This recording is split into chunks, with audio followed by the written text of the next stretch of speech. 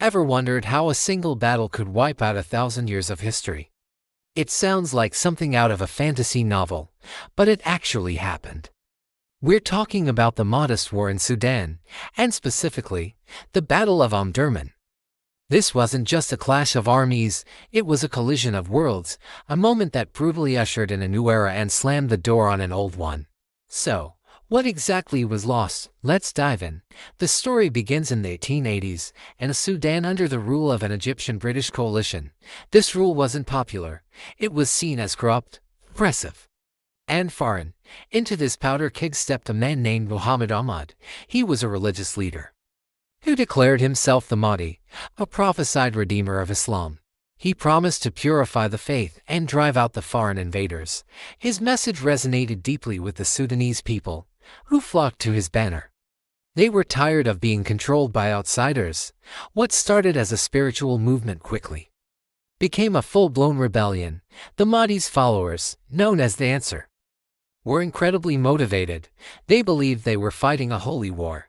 Armed often with little more than spears and swords, they took on the technologically superior Egyptian and British forces.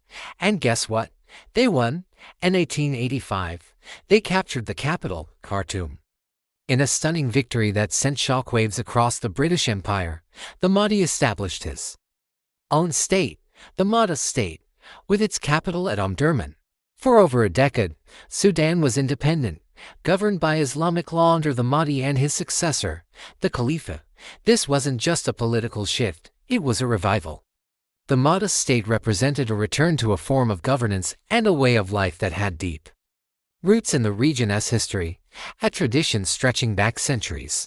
It was a society built on its own terms, a powerful symbol of resistance against colonial expansion. They had their own government, their own economy, and their own social structure, all based on their interpretation of an ancient faith. It was, in essence, the last great pre-industrial Islamic empire in Africa, but the British Empire wasn't one to accept defeat lightly. They had ambitions, resources, and a thirst for revenge. In the late 1890s, they decided it was time to reconquer Sudan. This time, they came prepared, led by General Herbert Kitchener.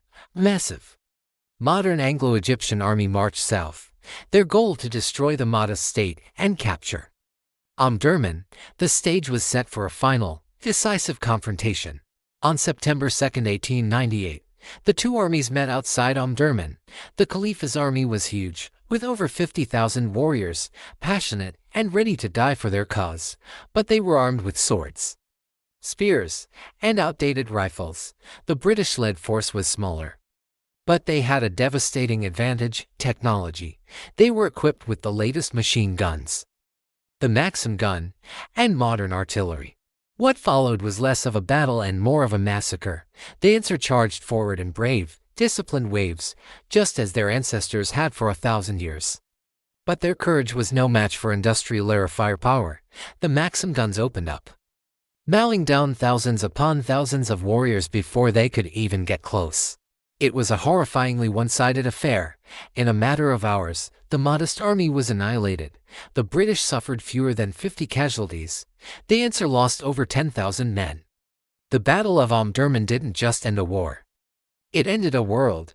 It was the brutal and definitive victory of the industrial age over traditional, pre-industrial society. The Mahdist state, that symbol of independent, faith-driven rule, was wiped from the map. 1,000 years of tradition, of warrior culture, of a society organized along lines that had existed for centuries, was shattered in a single morning. Sudan was absorbed into the British Empire, its destiny now tied to London, not Omdurman. The age of cavalry charges and holy wars was over. The age of the machine gun had begun, and that's how one battle truly did end 1,000 years of history. Thanks for watching. If you found this story as fascinating as I did, make sure to like, subscribe, and hit that notification bell for more deep dives into the moments that shaped our world. See you next time.